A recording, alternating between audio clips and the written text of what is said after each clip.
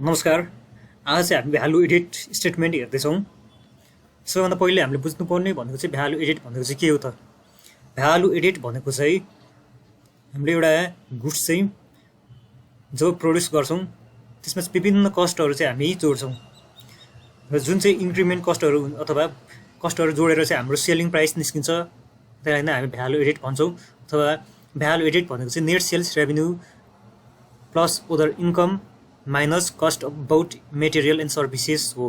त value added भनेको चाहिँ value of output minus value of input हो। यसलाई चाहिँ दुईवटा तरिकाबाट चाहिँ गर्नुपर्ने हुन्छ एक्जाममा पनि, एडिटिभ मेथड, सब्ट्र्याक्टिभ मेथड। दुईटैको नेट भ्यालु एडिट चाहिँ सेम आयो भने चाहिँ एन्सर मिलेको हुन्छ। यसरी पनि थाहा पाउन सकिन्छ यसको एन्सर चाहिँ। र यसको फर्मेट भनेको चाहिँ कस्तो हुन्छ त?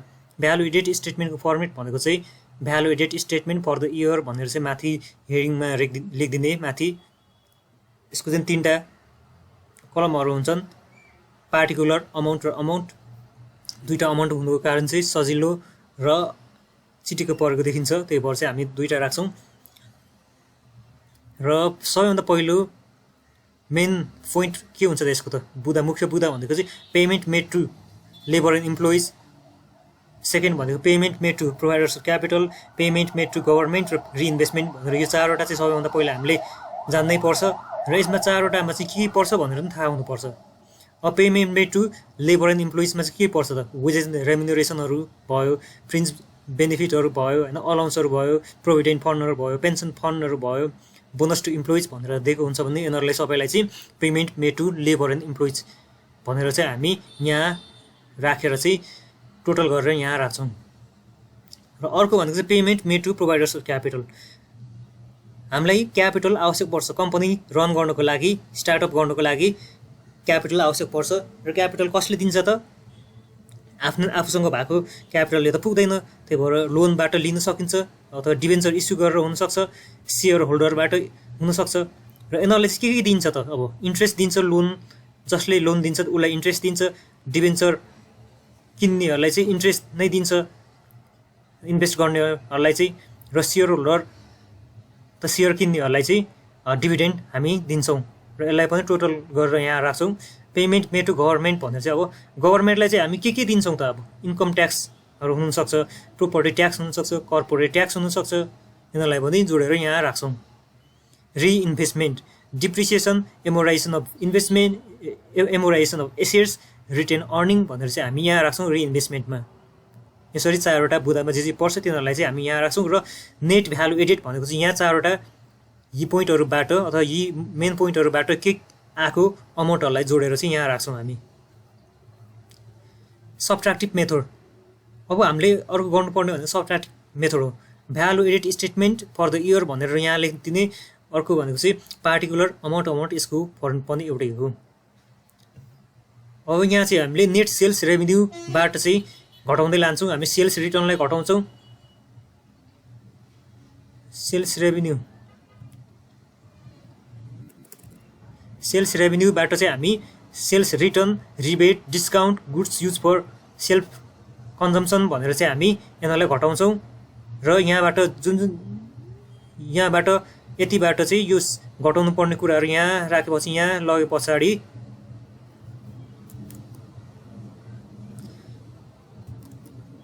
हामी सेल्सबाट चाहिँ यी सबै कुराहरू sales return, rebate, discount, goods use for self consumption यिनीहरूलाई घटाइसकेपछि नेट सेल्स रेभेन्यू आउँछ। यसलाई यहाँ राखिदिने। नेट सेल्स रेभेन्यूमा चाहिँ हामी एड गरिन्छ closing value of finish goods र closing value of work in प्रोग्रेसलाई एड गर्छौँ हामी, र less opening value of finish goods र opening value of work in प्रोग्रेसलाई हामी यहाँ लेस गरिसके पछाडि यसलाई पनि यहाँ राख्छौँ हामी। जति आउँछ माइनस प्लसमा आउँछ भने जसरी आउँछ त्यसलाई माइनसमा आयो भने माइनस गर्ने, प्लसमा आयो भने प्लस गर्ने। र यो नेट सेल्स रेभेन्यूमा चाहिँ यसलाई जोड्यो अथवा घटायो भने चाहिँ यहाँ भ्यालु अफ आउटपुट आउँछ। माइनस थियो भने घटाउने, प्लस थियो भने जोड्ने। यसरी चाहिँ यहाँ भ्यालु अफ आउटपुट आउँछ। भ्यालु अफ आउटपुटमा चाहिँ cost of both in material and services भनेर चाहिँ हामी यहाँ पर्ने कुराहरूलाई चाहिँ हामी घटाउँछौँ, लेस गर्छौँ हामी।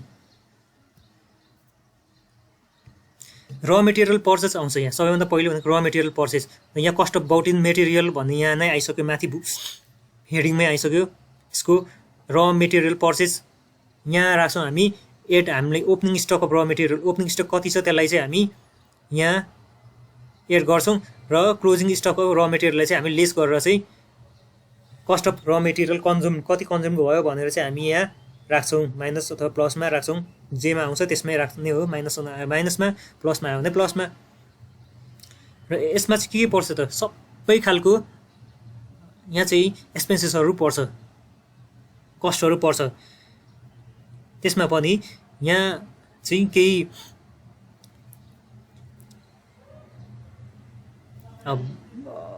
अलिकति कन्फ्युजन हुने किसिमहरूको चाहिँ राखेको छु अरू सबै यहीँ जान्छ क्यारेज इनवार्ड आउटवार्ड भएको इन्सुरेन्स लिगल एक्सपेन्सेस सब्सक्रिप्सन पनि यहीँ जान्छ sales tax road tax excise duty यिनीहरू भनेको यहीँ जान्छ इम्पोर्ट ड्युटीहरू यहीँ जान्छ sales tax road tax excise duty यो चाहिँ एडिटिभमा राख्न सकिन्छ तर त्यो गलत हुन्छ सेल्स ट्याक्स रोड ट्याक्स र एक्साइज ड्युटीलाई चाहिँ हामी यहीँ राख्नुपर्छ सबट्र्याक्टिभमै cost of bought in material and सर्भिसेसकै हेडिङमा चाहिँ यहाँ राख्नुपर्छ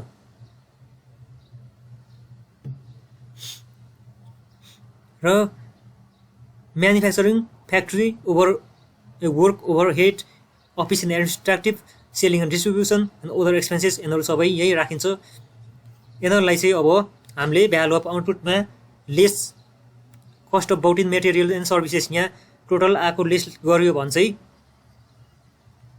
भ्यालु अफ आउटपुटमा यिनीहरू सबै कस्टलाई लेस गर्यो भने चाहिँ value added generated by the company आउँछ value added generate by the कम्पनीमा चाहिँ अब हामीले अदर इन्कम रिसिभ भएको जति सब चिज हामी यहाँ राख्छौँ डिभिडेन्ड रिसिभ भयो डिभिडेन्ड पेड भएको भएदेखि payment made to providers of capital भनेर चाहिँ एडिटिभमा राख्थ्यौँ तर रिसिभ भएको छ रिसिभ भएको हुनाले चाहिँ हामी यहाँ अदर इन्कम हो यो भनेको हाम्रो लागि इन्कम हो त्यही भएर डिभिडेन्ड रिसिभ यहीँ राख्छौँ इन्ट्रेस्ट एन्ड इन्भेस्टमेन्ट यो हाम्रो इन्भेस्टमेन्टबाट रिटर्न आएको इन्ट्रेस्ट यसलाई पनि यहीँ राख्छौँ ब्याड डेब्ट रिकभर भएको ब्याड डेब्टलाई पनि यहीँ राख्छौँ रेन्ट रिसिभ भएको छ रेन्टलाई पनि हामी यहीँ राख्छौँ डिस्काउन्ट रेसिभ यसलाई पनि यहीँ राख्छौँ कमिसन रेसिभलाई यहीँ राख्छौँ हामी gain and sale of faeces यिनीहरू सबैलाई चाहिँ हामी अदर इन्कममा राख्छौँ र यहाँ अदर इन्कमबाट आएको अमाउन्टलाई चाहिँ value added generate by the कम्पनीबाट आएको अमाउन्ट र यो अदर इन्कमबाट आएको टोटल अमाउन्टलाई जोड्यो भने चाहिँ हाम्रो नेट भ्यालु एडेड आउँछ यसरी चाहिँ हामी भ्यालु एडेड स्टेटमेन्ट पनि गर्न सक्छौँ